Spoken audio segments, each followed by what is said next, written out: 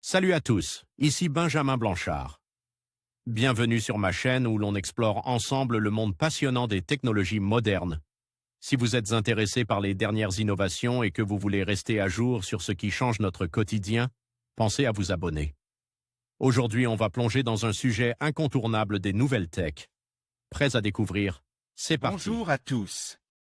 Dans cette vidéo, je vais vous emmener au cœur du salon de l'automobile de Tokyo, où l'environnement est à l'honneur cette année. Nous allons découvrir ensemble les innovations écologiques présentées par les constructeurs, des véhicules électriques aux technologies durables.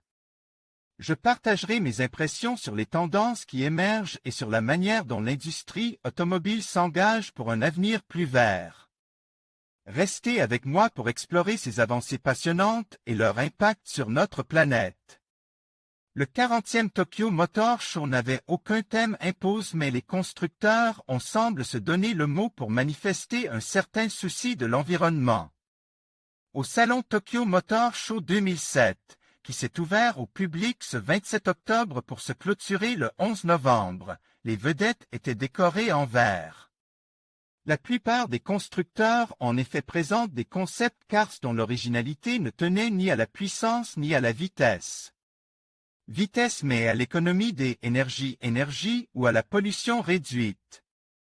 Honda a fait sensation avec sa Puyo, une voiture molle recouverte de gel de silicone pour que son toucher soit doux. Sous le capot, une pile à combustible consomme de l'hydrogène pour alimenter un moteur électrique et dégager de la vapeur d'eau par le pot d'échappement. Une autre voiture à hydrogène, la FSX, de conception plus classique, est en préparation et devrait être commercialisée dans 1 an ou plus. Mais le prix restera sans doute dissuasif.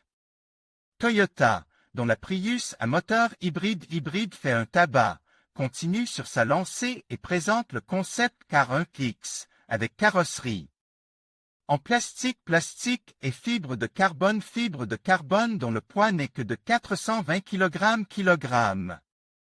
Ce principe de la motorisation hybride semble vouer à un bon succès. Pour l'instant, ces véhicules hybrides consomment de l'essence.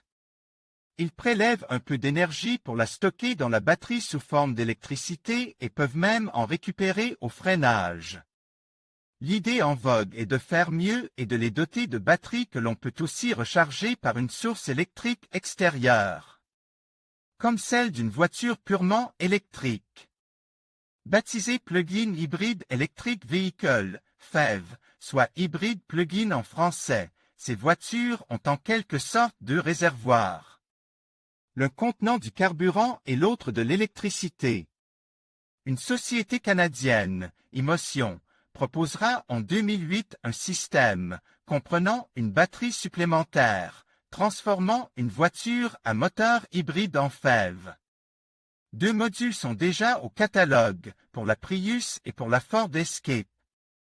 La recharge peut se réaliser sur n'importe quelle prise domestique. Plusieurs constructeurs promettent pour bientôt de tels hybrides améliorés, dont Toyota, qui planche sur une version modifiée de la Prius. Un courant à la mode, l'électricité.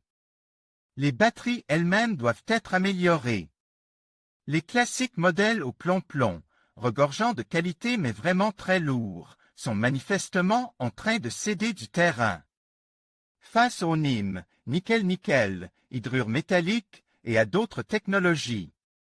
Au Tokyo Motor Show, Sanyo Electronics a montré une batterie lithium-ion conçue pour PHEV dont l'énergie spécifique est de 90 Wh par kilogramme.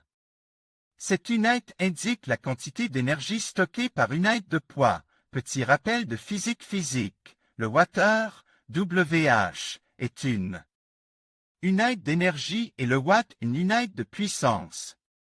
La valeur atteinte est excellente. Elle est 2 fois plus élevée que l'énergie spécifique des batteries NIM, qui en reste à 40.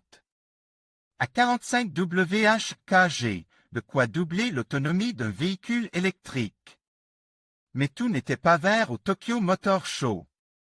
Nissan, qui promet de travailler dur pour réduire les quantités de dioxyde de carbone et présentait la Pivot 2. Un étrange véhicule électrique et automatique a surtout fait sensation avec la GT-R. Sur une vidéo diffusée sur le stand, ce monstre de 473 chevaux file plus vite que tout autre véhicule du commerce, à l'exception de la Porsche 911 Turbo GT2 sur le circuit allemand du Nürburgring.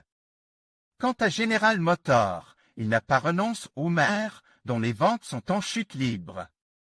Il présentait à Tokyo la troisième génération, le H3, plus petit et plus sobre, avec un modeste moteur de 220 chevaux et une consommation de 11,8 litres au 100 km, une sobriété remarquable si on la compare aux performances du H2, 315 chevaux, près de 20 litres 100 km. Un peu plus vert, tout de même. En conclusion, le Salon de l'automobile de Tokyo a véritablement mis l'accent sur l'importance de l'environnement dans l'industrie automobile. Avec des innovations écologiques et des véhicules durables, les exposants ont démontré leur engagement envers un avenir plus vert. Ce rendez-vous incontournable souligne non seulement les avancées technologiques, mais aussi la nécessité d'une transition vers des pratiques plus respectueuses de notre planète. Il est clair que l'avenir de l'automobile se dessine sous le signe de la durabilité, et cet événement a été un pas significatif dans cette direction.